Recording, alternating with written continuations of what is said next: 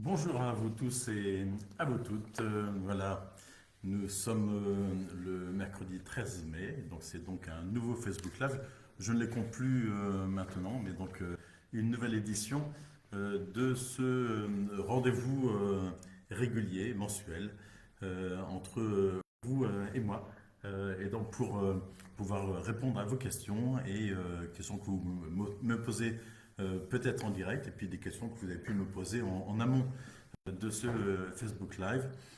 Et puis aussi, j'aurai un certain nombre de choses à vous dire. Donc, n'hésitez surtout pas à me poser des questions. Et puis surtout, en fait, à communiquer sur le fait que ce Facebook Live existe et que vous pouvez aussi le consulter en différé comme beaucoup le font. Et je les salue également à cette occasion. Alors c'est un mois de mai qui a démarré donc il y a 13 jours avec beaucoup de ponts, de jours fériés, de trous en fait. Bon, donc on fait avec. Les services municipaux restent ouverts. Et nous avons eu la semaine dernière une cérémonie du 8 mai qui était tout à fait sympa. Enfin, quand je dis sympa, il y avait beaucoup de monde, beaucoup de personnes sont venues, beaucoup d'enfants sont venus aussi. Et nous avons eu aussi la présence du ministre de l'Europe et des Affaires étrangères, Jean-Noël Barrot. Nous avons eu aussi la présence de Marie-Hélène Aubert, vice-présidente du conseil départemental, et puis de Madame la sous-préfète, donc secrétaire générale adjointe de la préfecture, qui était également présente, plus de nombreuses personnes, et notamment des militaires qui représentaient les différents corps de l'armée qui sont aux alentours de notre ville, comme la base 107, par exemple, de Villacoublay. Voilà. Donc voilà, je suis tout à fait ravi que ces commémorations puissent attirer autant de monde et puis notamment de jeunes qui de cette façon pourront avoir touché du doigt en tout cas ce que signifie que d'être patriote et de pouvoir commémorer ce que nos prédécesseurs ont pu faire pour faire en sorte que la France ne tombe pas dans des systèmes dictatoriaux. Voilà. Donc j'ai beaucoup de choses ce soir aussi à vous dire, donc, et notamment des réponses à des questions qui m'ont été posées tout à fait récemment. Je commence non pas par les travaux en fait, mais je vais commencer par nos enfants, et beaucoup de choses vont se passer autour de l'enfance et pour nos enfants, en l'occurrence dans les semaines qui viennent. On organise le 4 juin à 19 heures à Salle du Noyer une réunion qui s'appelle Mon enfant entre à l'école maternelle. Cette réunion est destinée aux parents dont l'enfant fera sa rentrée en maternelle, ce qui est, le nom est très explicite. Et à cette occasion, le service petite enfance présentera toutes les actions d'accompagnement mises en place pour soutenir l'enfant et les parents dans cette étape importante. Le périscolaire, évidemment, sera présent pour présenter le fonctionnement des activités périscolaires. Nous avons également le mardi 9 juin à 19 heures au Cocon des familles une réunion de présentation des modes d'accueil des jeunes enfants, donc avec présence directrices de crèches publiques, de crèches privées, d'assistants maternels, de tous ceux qui sont amenés à garder nos et vos petits de toute la journée quand c'est nécessaire. Et puis aussi nous aurons le jeudi 11 juin un premier module du parcours autour du devenir parent. Devenir parent. Et ce module, le 11 juin, donc, commencera à 19 heures jusqu'à 21 heures au Cocon des familles. Il y aura d'autres modules sur cette thématique-là, les jeudis 18 juin et 25 juin également. Donc voilà, un parcours de trois séances sur le devenir parent. Et enfin, le mois de juin marquera aussi un certain nombre de fêtes, comme c'est une tradition, les fêtes de fin d'année scolaire dans les écoles, mais également dans les crèches, bien évidemment. Il y a aussi quelque chose qui va démarrer à partir de la semaine prochaine. Et ça, nous en avions déjà parlé. C'était un peu expérimental sur les années précédentes.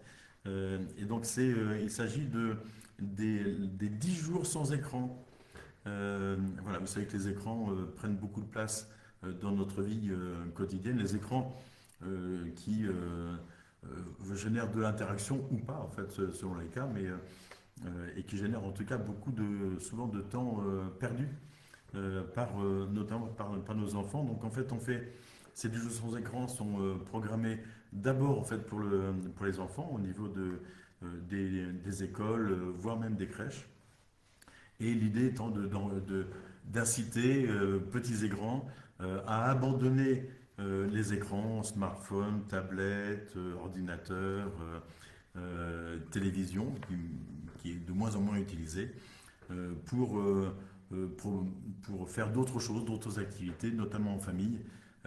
Et c'est souvent très bien ressenti par les familles qui jouent le jeu. En tout cas, donc on propose pas mal d'initiatives qui permettront à chacun de trouver sa place et de trouver un moyen d'occuper son temps sans être sur l'écran. Et pour cela, nous avons donc pas mal de services de la ville qui sont mobilisés. Le CAB, le centre aquatique des Vertisettes, est aussi mobilisé. Les crèches, le cocon des familles, la MJV, les associations de parents d'élèves et également nos commerçants. Les parents d'élèves sont très actifs. Il y a certaines écoles dans lesquelles, lorsque c'était expérimental, les parents d'élèves étaient très actifs pour essayer de relayer et faire des propositions tout à fait intéressantes. Quand je parlais des commerçants, on a 3 boulangeries qui participent à ce 10 jours sans écran pour justement proposer des alternatives et notamment en fait, visiter le fournil de ces boulangeries. Donc je vous les cite parce que c'est intéressant. Ces visites seront proposées les 20 et 27 mai. D'abord au Saveur, c'est boulevard de la Libération, la Maison Bacoin sur l'avenue du Général Leclerc et la boulangerie L'Aîné qui se trouve, la toute nouvelle boulangerie qui a ouvert il y a une dizaine de jours, qui se trouve place de la Fête en face de l'EHPAD de la Source ou du CAB. Donc n'hésitez pas à aller les voir et ils ont tous des très bons produits. Nous avons aussi comme commerce l'éléphant qui se balance, c'est notre magasin de jeux et qui propose des jeux toute la journée du samedi 23 mai devant la boutique et qui offrira aussi 3 livres à chacune des écoles qui participent à cette opération. Donc voilà, le livre aussi est un élément important pour se substituer aux écrans. Je souhaite aussi évoquer un certain nombre d'autres initiatives qui sont tout à fait sympas. Il y a le 20 mai, nous aurons aussi une finale d'un concours d'éloquence avec les jeunes qui fréquentent la maison des jeunes de Viroflay et Philippe de Dieuleveux. Et donc, ce seront 6 participants qui s'affronteront, entre guillemets, de façon pacifique évidemment, face à un jury. Le 21 mai, nous aurons une conférence sur la régulation de la consommation des écrans, donc on est en plein dans le thème. Le 22 mai, un mini-festival du jeu, non pas jeu vidéo, mais du jeu de société en fait à la MJV. Le 23 mai, pour petits et grands, une guinguette au jardin de la piste, une guinguette portugaise cette fois-ci, après avoir eu des guinguettes italiennes, guinguettes bretonnes, nous avons une guinguette portugaise. Et le 26 mai, nous aurons, donc je crois que ça se passe à l'auditorium, nous aurons le BMX Show avec Joris Bretagnol, qui est vice-champion de France de 2023, avec un témoignage qui sera témoignage interactif avec le public pour évoquer les conséquences concrètes de la surexposition aux écrans dans une vie personnelle et sportive. Donc quelqu'un qui a été un peu accro des écrans et qui vous montrera en fait comment on peut s'en sortir. Il y aura aussi des démonstrations de BMX freestyle. Voilà. Et donc vous retrouverez tous ces éléments dans le petit dépliant, le petit tract qui est disponible dans toutes les bons endroits, en fait, à tous les accueils de la ville de Viroflay. Un petit QR code ici qui permet justement d'aller d'en savoir un petit peu plus. Dans ce cadre-là aussi, je vois une première question. Lulu Payette, bonjour, bonsoir. Pourquoi l'arbre a été coupé près du Pizza Hut dans le jardin de l'enfant va-t-il être remplacé? Alors, comme cette question m'arrive et je l'avais vu il y a 3 minutes, vous l'aviez posté, il y a quelques minutes, vous l'aviez posté, je n'ai pas eu le temps d'avoir la réponse, je n'ai pas je ne sais pas précisément, mais donc on essaiera de vous apporter cette réponse. Vous savez, il y a eu des diagnostics des arbres qui ont été faits du reflet dans les parcs forestiers. Et donc, il y a certainement des arbres qui nécessitaient d'être remplacés. Généralement, lorsqu'on coupe un arbre, on le remplace avantageusement soit par un, soit par plusieurs arbres. Donc, voilà, j'irai au renseignement sur le sujet parce que je n'ai pas la réponse immédiatement. J'en suis désolé. Nous avons aussi, donc je reviens sur la question des jeunes, et nous recommençons l'opération Savoir rouler à vélo les 18, 19 et 21 mai avec 6 classes de CM2 qui vont être formées à la circulation à vélo de manière responsable et sécurisée. Donc il y aura une demi-journée par classe et donc avec 3 blocs de formation. C'est tout à fait intéressant. Donc avec la connaissance du vélo et ses équipements, donc plus une épreuve de maniabilité que j'ai réussi haut la main l'année dernière, d'un mini parcours protégé avec feu et avec panneaux et feux tricolores. Voilà, c'est intéressant aussi pour apprendre le code de la route et savoir comment circuler en ville. Et puis il y aura aussi un parcours sécurisé en ville accompagné par les agents de la police municipale et un animateur de l'AMJV qui seront à l'avant et à l'arrière du cortège. Donc voilà, une circulation en mode réel dans la ville. Restons sur nos enfants. Et donc j'avais une question de Vincent Griffon qui m'avait été transmise et qui me demandait quand allons-nous pouvoir inscrire nos enfants à la cantine et au périscolaire des écoles pour la rentrée 2026. Alors, je vous donne toutes les réponses. Sachez déjà que toutes ces dates que je vais vous indiquer sont indiquées sur le portail famille de la ville. Donc soyez vigilants, notamment soyez vigilants sur les dates de ne pas dépasser les dates d'inscription. Pour ce qui concerne les activités du mercredi pour 2026-27, les inscriptions seront à faire entre le 1er juin et le 1er août. Les inscriptions aux activités du périscolaire pour les grandes vacances, donc j'avance un tout petit peu, enfin j'avance, je me rapproche dans le temps. Ces inscriptions pour les grandes vacances, seront à faire entre le 11 mai et le 14 juin. Sachez que si vous avez demandé une dérogation pour ne pas mettre votre enfant dans l'école de votre quartier, parce que pour telle et telle raison, en fait, ces dérogations sont examinées par une commission qui comprend les directeurs d'école et des parents d'élèves, des associations de parents d'élèves, ainsi qu'un ou deux élus. Et cette commission de dérogation se tient le 28 mai. Nous ne donnons pas forcément de suite positive à chaque demande de dérogation, puisque nous essayons aussi de travailler sur le remplissage des écoles. Quand je dis remplissage, c'est faire en sorte qu'une école, parce que 2 enfants n'y iraient pas, risquerait de perdre une classe. Dans ce cas-là, en fait, on n'accorde pas la dérogation pour garder les enfants dans l'école, pour garder la classe, parce qu'une classe qui disparaît, c'est aussi une surcharge de toutes les autres classes.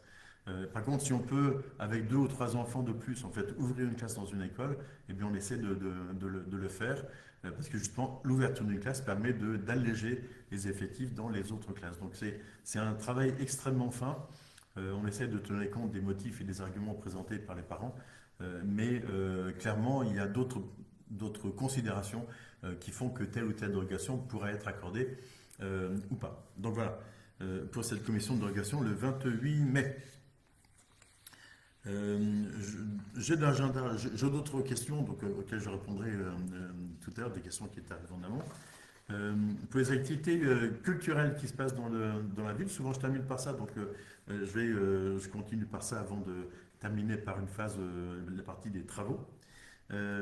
Pour les activités culturelles, nous avons une exposition en cours en fait qui sont les mondes imaginaires, donc à l'Écu de France. Donc n'hésitez surtout pas à vous y rendre. Et nous avons aussi celle-ci se déroule jusqu'au 24 mai, donc là encore un petit peu de temps, 11 jours. Profitez de ces ponts qui arrivent pour ne pas partir. De toute façon, il va pas faire beau ce week-end, donc n'hésitez pas à aller à cette exposition. Vous y serez au chaud et au sec. Et donc vous aurez ensuite l'exposition noir et blanc du 30 mai au 5 juillet. Ce sera la dernière exposition de l'année scolaire. Et donc le vernissage de cette exposition est prévu le 4 juin à 19 heures. Voilà. Et ce vernissage est ouvert à tous. Nous avons aussi un certain nombre d'animations qui sont organisées par la bibliothèque et profitez-en, en fait, elles sont gratuites. Mais c'est sur réservation pour éviter d'être débordé. Donc nous avons le samedi 16 mai, donc c'est ce samedi-ci, et le 6 juin, des Mâles aux histoires à la bibliothèque. Donc des contes, des histoires qui sont racontées aux enfants. Et ça, parfois les grands aussi sont tout à fait charmés par les histoires qui sont racontées. Nous aurons aussi le mercredi 20 mai. Alors là, je n'ai pas encore l'horaire, mais le mercredi 20 mai, nous avons un pré-bac philo. Alors, ça, c'est le pré-bac philo, c'est pour dispenser des conseils à nos futurs bacheliers par une professeure de philo. Donc, c'est souvent une épreuve qui est un peu redoutée par les futurs bacheliers, ou en tout cas les terminales. Et donc, en fait, le mercredi 20 mai, une séance proposée pour vous. Là aussi, vous aurez toutes les informations. Alors, c'est bientôt le mercredi 20 mai.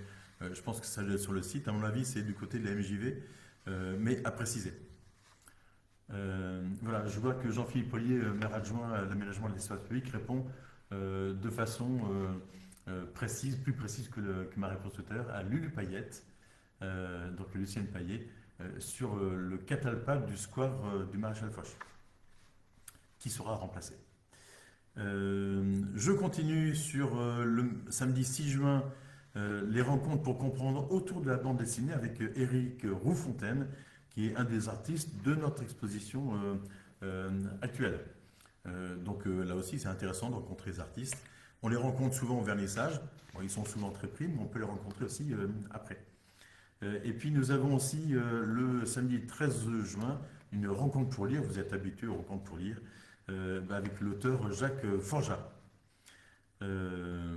Voilà sur ce qui se passe à la bibliothèque et qui permet aussi d'éviter d'être sur les écrans durant ces temps-là. Du côté des spectacles, alors j'ai toujours la mauvaise nouvelle d'annoncer les spectacles, mais qui sont parce qu'ils sont la plupart du temps complets. Donc, mais il y en a au moins un sur lequel il y a encore une dizaine de places. Dans les spectacles, les vendredis 22 et 23 mai, donc 2 séances qui sont proposées par les élèves de notre atelier théâtre pour adultes sur le thème de 20 000 lieues sous les mers. Et là, c'est gratuit et c'est sur réservation. Donc, il y a encore, je pense, quelques places qui sont proposées. Enfin, quelques places, beaucoup de places. Comme il y a 2 séances, c'est plus facile. Nous avons aussi un dernier spectacle pour les jeunes publics le 29 mai, La sorcière du placard à balai, qui affiche complet. Donc, les enfants, je pense, vont ressortir terrifiés et aller voir dans les placards ce qui s'y passe chez eux. Le dernier spectacle de la saison 2025-2026, c'est Cabaret Mythique. C'est un spectacle c'est une création du Mois Molière. C'est ce qui se passe à Versailles, qui est en train de démarrer d'ailleurs le Mois Molière. Et ça nous est offert par Versailles Grand Parc, ce spectacle. Il reste encore 10 places. Donc il faut réserver. Et donc il est gratuit. On a l'impression que les places, ce sont les places payantes qui partent le plus vite. Voilà, donc, en tout cas, ce spectacle, Cabaret Mythique, qui est gratuit, il reste quelques places. Et nous avons aussi la joie de présenter un spectacle à l'auditorium qui s'appelle Cessez d'être gentil, soyez vrai dans le couple, et qui est inspiré d'un best-seller, vous devez certainement le connaître, de Thomas d'Ansembourg, et qui jouera en personne la pièce. Donc c'est un spectacle qui sera préparé en résidence pendant une semaine à l'auditorium. Et donc le 5 juin, la représentation qui sera faite, c'est la représentation de fin de résidence. Et ce spectacle préparé à Viroflay sera ensuite proposé au Festival d'Avignon en juillet. Donc vous voyez, Viroflay contribue aussi à la programmation du Festival d'Avignon. Mais ce spectacle est complet, il a été pris d'assaut en quasiment une semaine, les 200 places sont parties. Il faut dire que Thomas d'Ansembourg, en fait, c'est quand même une personnalité tout à fait intéressante. Donc on verra après si on peut le faire revenir. Et puis nous aurons aussi le 16 mai, donc c'est ce samedi, à 15 heures, l'heure musicale du conservatoire, un récital de fin d'études pour les projets personnels en musique classique. Voilà. Donc vous voyez beaucoup de choses sur la culture donc, qui permettent de sortir de chez soi, couvert ou avec un parapluie, avec le temps qui va faire ce week-end, mais pour venir se mettre tout à fait au chaud et se cultiver à Viroflay. Voilà sur cette dimension culturelle. J'aborde maintenant la partie travaux avec des questions que vous vous posiez et que vous m'avez posées également. Une question qui m'a été posée par Christine Porquet sur, vous savez, la rue de la Pépinière avec ce pont SNCF qui est au niveau de la rue des Prés aux Bois, qui est fermé parce qu'il y a eu des pierres qui ont été décellées et la SNCF devait travailler sur le programme de réparation de ce pont. Et donc, en fait, et Christine Porquet qui demandait si on pouvait faire en sorte que le feu au niveau de ce pont soit mis au clignotant. En fait, on a souhaité ne pas le mettre au clignotant, donc de le laisser dans son cycle normal vert, orange, rouge, parce que il y a quand même des personnes qui traversent. Il y a une crèche juste en face, il y a des personnes qui vont travailler à la zone d'activité. Même s'il y a un passage piéton, on a quand même, quand on vient de la rue de la Pépinière en venant de Versailles, on a quand même fait une sorte de toboggan, j'allais dire, de véhicules avant de propulser au véhicule et à la vitesse, avant de remonter vers la rue Gouraud. Et donc on préférait que le feu fonctionne, continue à fonctionner, même si parfois en fait on est arrêté alors que personne ne va traverser. Bon. Mais bonne nouvelle, la SNCF vient de nous informer, là c'est tout chaud, que les travaux de réfection du tunnel de la rue des Prés aux Bois seront réalisés à compter du 1er juin et devraient durer 3 semaines. Voilà, ça a été, il y a eu un peu des hauts débats avec ce sujet-là. Et donc le tunnel fermé pendant 3 semaines avec une semaine d'interruption pour le temps de séchage. Alors, durant ces travaux, le tunnel sera fermé, y compris, et notez-le bien, y compris pour les piétons. Donc ça veut dire qu'il va falloir aussi contourner et ça ne doit pas être forcément très simple. Donc ouais, prenez vos précautions pour ce passage sous le pont si vous êtes piéton. Voilà. Ah, je vois une question qui m'est posée par Monsieur Livolan. Monsieur le maire, la borne du savon Couffrin à la bibliothèque va être déplacée à l'est de la Forge comme initialement prévu, mais il me semble bien que c'est prévu comme cela. Parce que devant la bibliothèque, elle est installée de façon provisoire, avec son panneau explicatif. Donc il me semble bien que ça doit être rapatrié du côté du nouveau square qui s'appelle le square de Launay, et qui est devant la Forge. Vous avez vu, les travaux sont encouragés. D'ailleurs, une question qui m'a été posée donc, sur le sujet. J'ai une autre question qui m'a été posée par Julien Pierre. Alors, je vous la lis. Vélizy a développé son réseau de chaleur. Je sais que nous en avons un dans les cartons à Viroflay, effectivement, en liaison avec Chalil, Sèvres et Ville-d'Avray.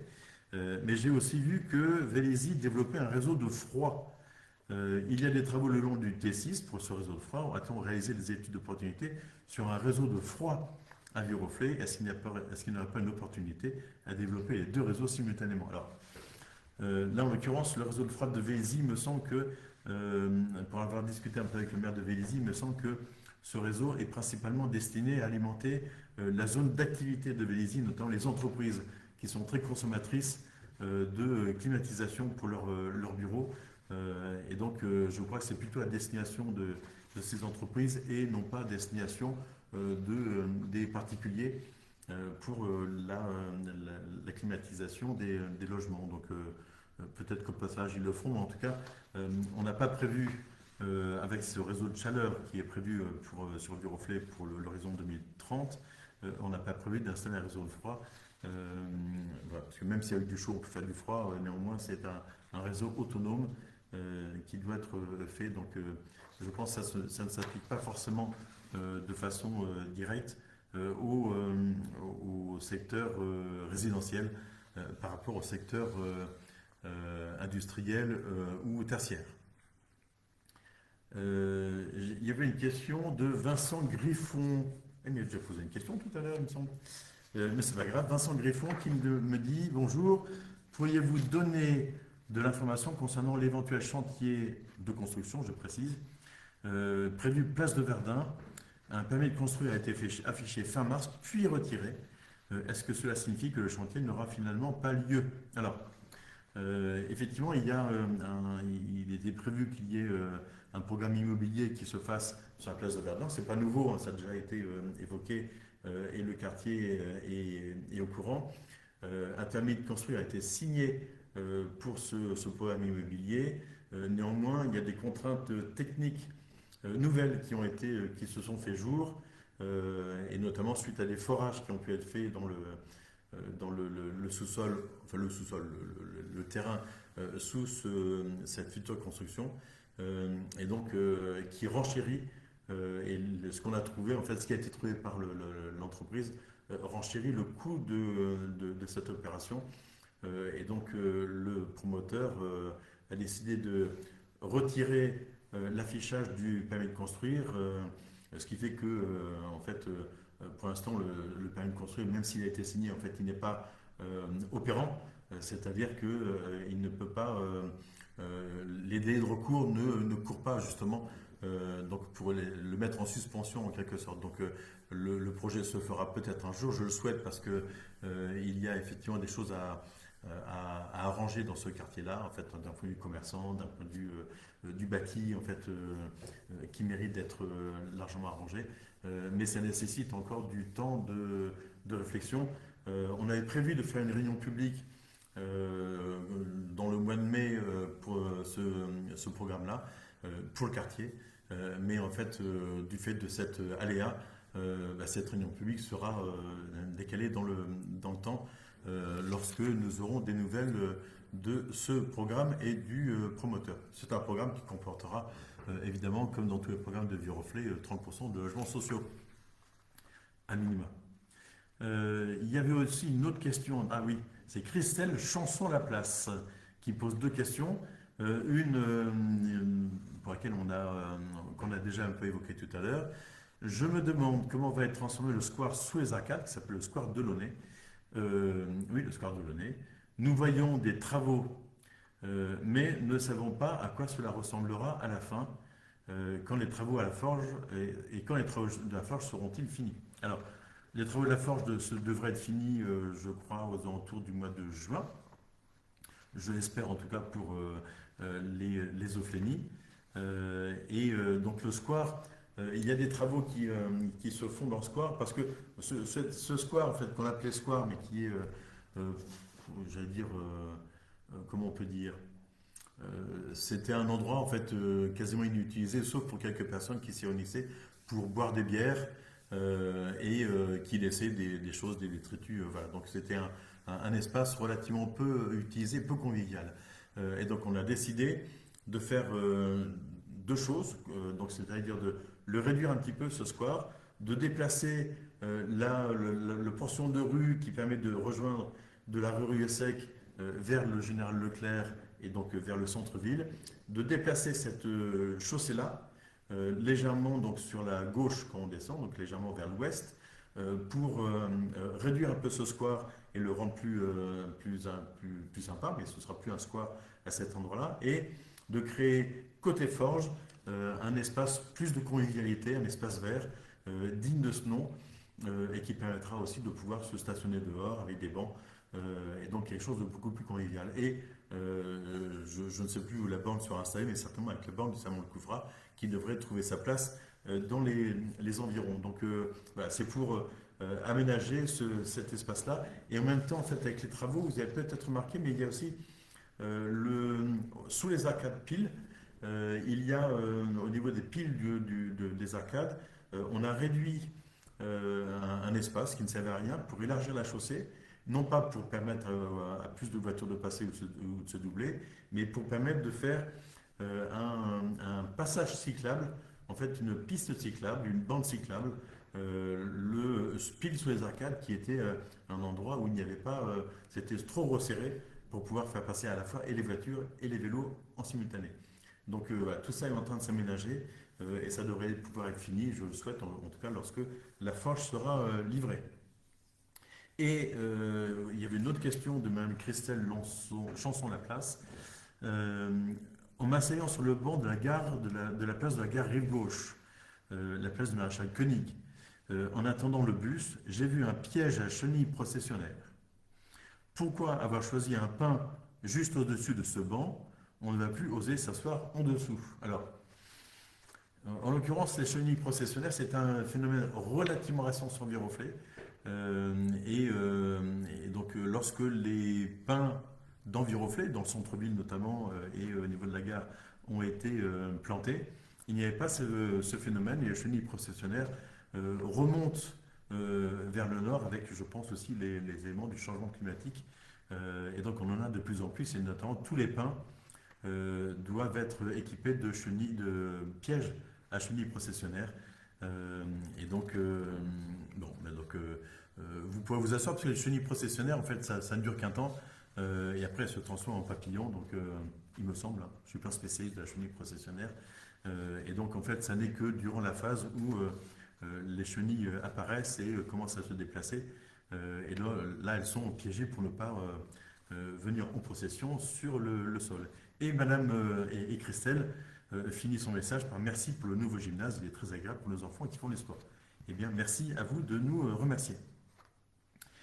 Une autre question qui a un rapport avec des travaux qui se déroulent dans Viroflay, vous savez, il y a des travaux du côté de la place de la Fête qui prolongent les travaux que nous avons pu faire dans le quartier du village. Donc ces travaux complètent l'aménagement et les constructions qui sont au niveau de la place de la Fête.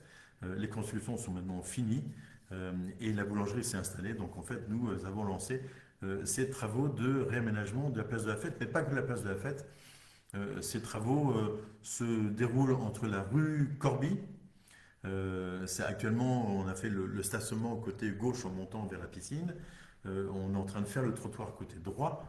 La chaussée se fera plus tard dans son intégralité sur l'ensemble du périmètre. Et puis la place de la Fête elle-même, en fait, on est en train de réaménager. Nous avons refait le parking des tennis. Nous avons aménagé plus de places de stationnement sur le parking du tennis qui sont en zone bleue de 2 heures, comme le reste du secteur. Et puis nous avons aussi, nous commençons à réaménager la descente de la rue de Versailles, de l'avenue de Versailles, côté Bon Repos, donc pour y mettre du stationnement, une piste cyclable et un trottoir, et y planter aussi un grand alignement d'arbres. Et puis de l'autre côté, de façon un peu plus confidentielle, il y a un passage, une sente, la rue de la Sablière, enfin une sente. Ça se termine par une sente le long de la forêt, mais il y a une rue de la Sablière qui démarre au niveau de la boulangerie, on va dire ça comme ça, et qui ensuite va jusqu'à Porchefontaine pour rejoindre la rue Raymond et la rue du Cordon à Porchefontaine. Et donc nous avons réaménagé aussi cet espace-là, donc pour les logements et les immeubles qui ont été construits, donc c'est beaucoup plus agréable pour ceux qui y vont et qui notamment avec les poussettes. Et puis la partie au-delà des immeubles qui ont été construits, en fait, nous reconstruisons aussi le mur de Bon Repos qui était dans un très mauvais état. Et nous refaisons aussi tout le revêtement de ce chemin. Je veux dire, c'est plutôt un chemin forestier, mais qui rejoint Porchefontaine. Pour refaire ce chemin, le mur est quasi terminé. Et pour refaire ce chemin, nous devons y poser un stabilisé au sol, un stabilisé un peu spécial. Nous attendons les informations du fournisseur, mais théoriquement, ce stabilisé devrait pouvoir être mis en œuvre avant la fin du mois de mai. Donc, je n'ai pas de date à vous donner, mais pour le mois de juin, normalement, le passage de la rue de la Sablière jusqu'à Porchefontaine devrait être rétabli. Voilà. À mon avis, les Porchefontains seront très contents. Et notamment dans ce passage, on devrait y mettre aussi un ou deux candélabres pour sécuriser ce passage la nuit, et notamment le soir ou le matin, en fait, dans les périodes hivernales. Voilà pour la réponse à Magali Claire qui habite dans le quartier, me semble-t-il. Je poursuis sur les agendas, enfin l'agenda des semaines à venir et sur le fait que j'en ai parlé un tout petit peu, mais vous le redis, le samedi 23 mai au Jardin de la Piste de 18h à 22h se déroulera une guinguette portugaise. Alors, vous commencez peut-être à être habitué, mais n'hésitez pas, j'ai encore des personnes qui me posent la question, où se trouve le Jardin de la Piste? Eh bien, vous allez à la piste du côté du parc forestier rive gauche. Une fois que vous êtes à la piste, vous descendez vers la rue de Jouy et vous tombez sur le parc forestier, le jardin de la piste, donc qui est avec la maison de la piste, et donc qui permet d'avoir de l'agriculture urbaine sur des parcelles qui ne sont pas très grandes non plus, mais et puis pour pouvoir avoir une ambiance festive dans cet endroit qui s'y prête tout à fait. Et donc, au programme de cette guinguette, une restauration qui est préparée par Victor de la brasserie de l'Europe, qui se trouve en face de la bibliothèque. Donc, c'est lui qui proposera de dîner, enfin, des plats qui vous seront préparés. Et vous savez, il avait déjà œuvré, il avait fait un cochon grillé, me semble-t-il, devant la bibliothèque pour la dernière fête de la bibliothèque, la nuit de la bibliothèque en novembre. Il faisait particulièrement froid. Et puis il y aura pour cette guinguette un groupe de musique et de danse folklorique portugaise pour vous faire voyager dans le temps et dans l'espace, le temps d'une soirée, un moment tout à fait chaleureux et vous êtes de plus en plus nombreux à venir au Jardin de la Piste. N'oubliez pas non plus qu'au Jardin de la Piste, nous avons aussi le mercredi et le samedi le Café Volant. C'est un petit food truck qui y est localisé, qui est tenu par les Salomon et qui propose des boissons, des gâteaux, des cookies fait maison. Et c'est tout à fait sympa. C'est pas hors de prix du tout. Notamment, il y a une formule goûter avec une part de gâteau et une boisson à 6 euros. Donc vous voyez que c'est tout à fait intéressant. Donc vous pouvez aussi y aller en dehors des guinguettes qui y sont proposées. Nous aurons aussi le dimanche 24 mai, en espérant qu'il fasse beau, à la piste, là pour le coup à la piste elle-même, de 10h à 18h, une séance de sport, initiation à l'athlétisme. Et donc les enfants de 4 à 14 ans pourront découvrir un certain nombre de disciplines, de l'athlétisme et du rugby. Et puis pour reprendre des forces, il y aura aussi la présence d'un food truck, le food truck musclé mijoté, qui sera présent avec des plats sains et équilibrés. Donc vous pourrez à la fois venir avec vos enfants sur toute la journée, y déjeuner sur place et continuer les activités avec eux. Je reste dans le sport. Il y a beaucoup de sport à Viroflay, donc et vous savez que il y a une course qui se déroule, la toute première course de l'année scolaire qui se déroule le premier dimanche du mois de septembre. Là, pour le coup, c'est pas le dimanche du mois de septembre, c'est le premier dimanche avant la rentrée scolaire. Donc c'est le dimanche 30 août. La QBRC, cette fameuse course qui existe depuis maintenant quelques années, elle a quelques bonnes raisons de courir. Organisée par l'association Viroflay Running Trail. Là, en l'occurrence, je ne fais pas de la pub pour cette course parce qu'il y a un nombre de participants limité et donc je crois que c'est 400 participants et en fait la jauge ne va pas au-delà et donc à chaque fois ils sont bien remplis. Donc l'association Viroflay Running Trail est en pleine période de recrutement de bénévoles. Donc il faut beaucoup de bénévoles, hein, vous le savez, pour jalonner le parcours d'une course, les signaleurs, pour faire en sorte que les coureurs soient en sécurité et ne partent pas sur le mauvais chemin. Et donc les bénévoles et toutes les bonnes volontés sont les bienvenus. Vous pouvez contacter l'organisation par mail à qbrc.viroflay@gmail.com. Et les inscriptions en fait, pour la course, en fait, c'est dans 15 jours qu'elles vont démarrer. C'est pas 500, c'est pas 400, mais c'est 500 dossards qui seront proposés. Mais néanmoins, il y a des recherches de bénévoles et sachez que si vous choisissez d'être bénévole en fait pour cette course-là, vous pouvez aussi l'être pour le Cross Sablière, il ne faut pas hésiter. Mais si vous choisissez des bénévoles, l'association propose aux bénévoles qui seront inscrits en tant que bénévoles pour cette course, propose une formation de 2 heures au geste qui sauve, et cette formation de 2 heures sera délivrée en amont de cette course par la maison des sapeurs-pompiers des Yvelines, qui est devenue en fait la caserne des pompiers de Viroflay. Donc une formation qui sera la bienvenue en fait à la fois peut-être pour la question de la course, mais également dans la vie de tous les jours. C'est toujours important d'être bien formé aux premiers secours.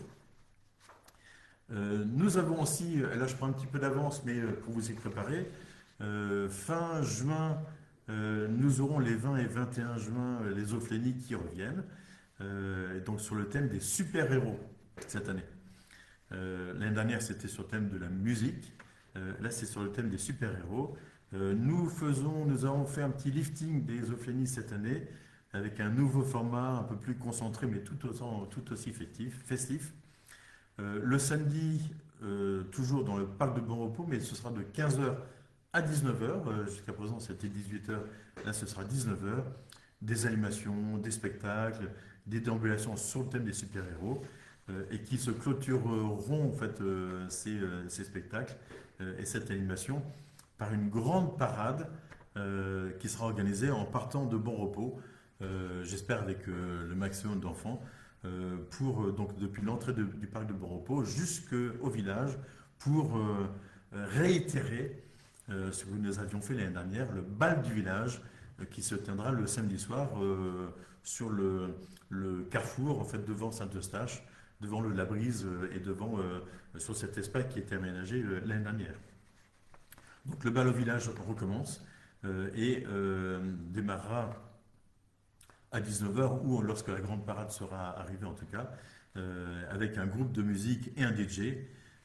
Et donc si vous avez assisté à notre bal de 2025, en fait, beaucoup en fait, de ceux qui y étaient m'ont demandé de reconduire ce bal tous les mois.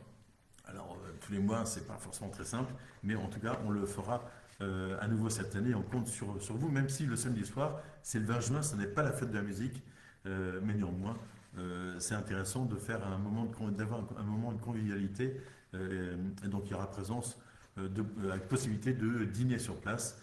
Je pense que le Labrise sera encore ouvert, il était pris d'assaut l'année dernière, et il y aura aussi d'autres commerçants qui vous proposeront de quoi dîner sur place. Et le dimanche 21 juin, sur l'avenue Le Grand Vide-Grenier. Alors, quand on parle de Grand Vide-Grenier, en fait, on a réduit cette année, c'était à la suite d'un certain nombre de remarques qu'on a pu avoir de la part de Viroflésiens, d'exposants, et on a réduit le périmètre de ce vide-grenier. Le vide-grenier va se dérouler désormais, en tout cas pour cette année, on verra la façon dont ça fonctionne, de la bibliothèque jusqu'aux arcades. Donc ça permet, et non pas jusqu'à la rue Corbie, parce qu'en fait on avait un certain nombre de creux, beaucoup de professionnels qui venaient et qui n'étaient pas du tout intéressants. Donc on va essayer de limiter ce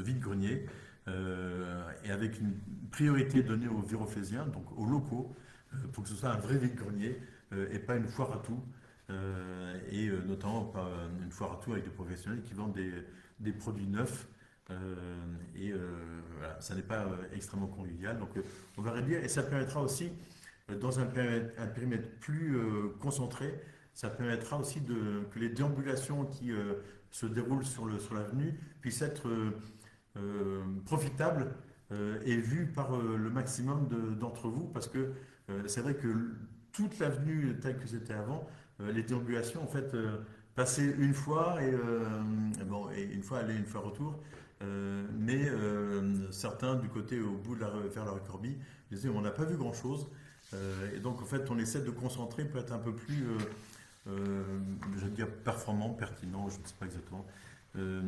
Voilà, et donc nous aurons aussi évidemment toute la journée un large choix de restauration par les commerçants d'une part qui seront présents sur le site, mais également l'amicale culturelle franco-portugaise. Et tout au long de ce week-end, il y aura des animations sur le marché, les photobooths, vous savez, les boîtes où on se met devant, on se prend en photo et on repart avec la photo immédiatement, et puis des expositions, d'autres surprises qui vous seront proposées durant le programme. L'autre élément important aussi, pour le fait de concentrer le grand vide-grenier de la bibliothèque jusqu'aux arcades, c'est que en fait on a moins de rues qui débouchent sur la grande brocante, ce qui fait que d'un point de vue de la sécurité, notamment avec les mesures de vigipirate, c'est quand même plus simple à faire. Et nous aurons aussi besoin de moins de vigiles pour la sécurité. Et l'avantage aussi, c'est que, et là on est encore en train de caler ça, c'est le fait que l'axe Rieux-Sec-Péry ne sera pas bloqué. Donc pour les voitures, ça veut dire que les personnes pourront circuler sur l'axe nord-sud de Viroflay. Donc ça simplifiera quand même largement la vie d'un certain nombre de personnes. Et donc le bout de l'avenue entre les arcades et Versailles sera aussi accessible. Donc il y a des vrais avantages aussi. Voilà, c'est une modification de nos habitudes, mais je pense que c'est nécessaire de revoir, de repenser, de revisiter nos différents événements à partir du moment où on sent qu'il y a un peu de lassitude, où il faut rebooster les choses. Et donc nous en tirerons évidemment tous les enseignements pour pouvoir soit reconduire, soit améliorer, soit revenir à une situation précédente. Voilà, j'espère que j'ai été complet sur le sujet des zoophénies. Et je voulais finir aussi par notre tour des commerces. Je ne vois pas d'autres questions donc pour l'instant. Le tour des commerces et notamment les nouveaux commerces. Donc j'en ai cité un, la boulangerie Maison Lenné, place de la Fête, qui est ouverte donc depuis lundi de la semaine dernière. Donc ils sont ouverts du lundi au vendredi de 7h à 20h, 7h. Et le samedi de 7h à 18h. Ils sont fermés dimanche. Il y a une très belle gamme de pains, de viennoiseries et de pâtisseries. Mais vous aurez aussi du snacking, des sandwichs, des petites collations, du café aussi, que vous pourrez déguster sur la terrasse qui a été aménagée dans le cadre des travaux de la place de la Fête, qui a été aménagée devant cette boulangerie. Et vous avez pu remarquer sur la semaine qui s'est écoulée, quand il faisait beau, que des tables et des chaises avaient été installées. Donc c'est, j'allais dire, pour les parents qui accompagnent leurs enfants au tennis pour un cours de tennis, et bien plutôt que de repartir chez vous et de revenir trois quarts d'heure après, vous pouvez, avec d'autres parents, venir vous installer sur la terrasse, commander un café ou une boisson et pouvoir déguster un petit gâteau, une pâtisserie, une viennoiserie dans un cadre tout à fait agréable. Donc voilà, en espérant que la météo puisse s'améliorer pour bien profiter de la terrasse. Il y a aussi au 5 rue Amédée d'Ailly, donc en bas de la rue Amédée d'Ailly, juste avant l'agence de la Banque Populaire, l'ouverture de Casa Presto. Donc ils ont déjà ouvert, ça a ouvert le 5 mai. Et Casa Presto propose des pizzas, des salades, des sandwichs, des burgers. Des burgers, c'est à emporter. Et donc de 11h à 14h30 et le soir de 18h à 22h30, et ce, 7 jours sur 7.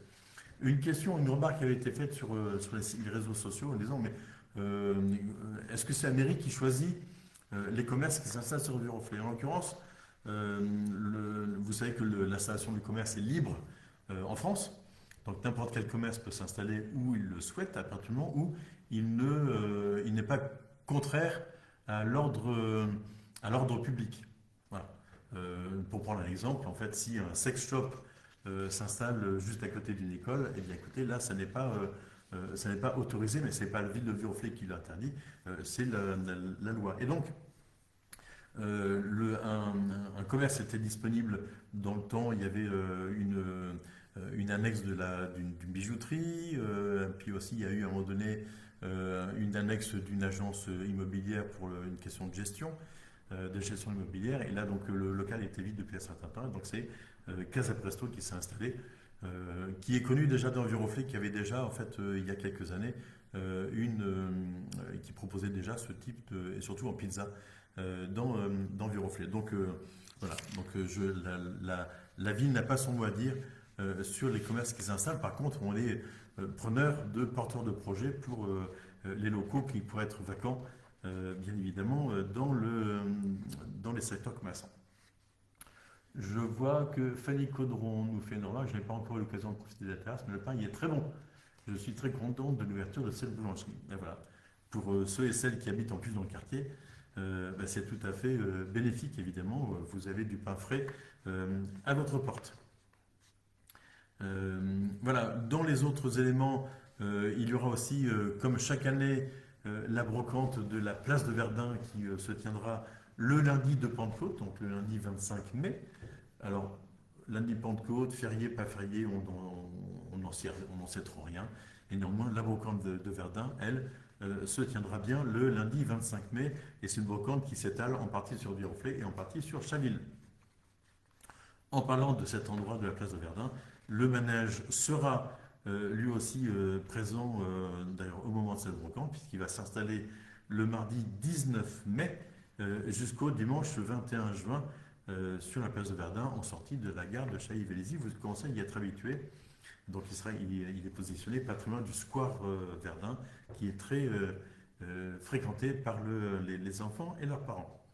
Et enfin, dernière information, sur les samedis 30 mai et dimanche 31 mai, dans nos deux marchés, le marché Leclerc et le marché Verdun, c'est le dimanche 31 mai, c'est la fête des mères.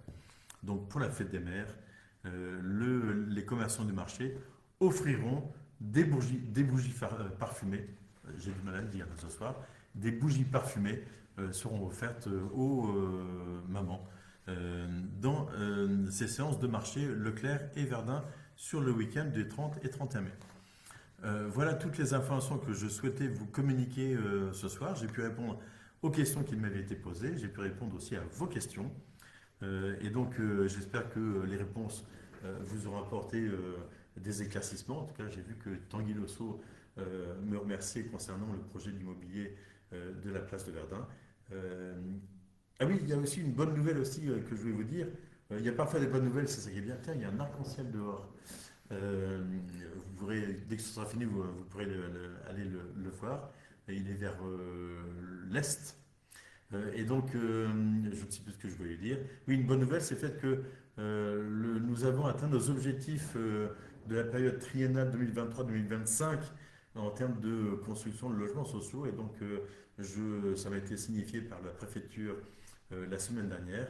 Et j'espère bien que la majoration des pénalités, une majoration quand même de 110 000 euros des pénalités de la loi SRU qui nous était infligée, que cette majoration nous sera levée, ce qui nous permettra d'avoir un petit peu d'air sur le plan financier. Voilà ce que je voulais vous dire. Voilà, je vous remercie à nouveau de votre présence assidue et je vous souhaite une très belle soirée. Profitez de votre week-end si vous partez en week-end ou si vous avez vos 4 jours et que vous restez à Viroflay.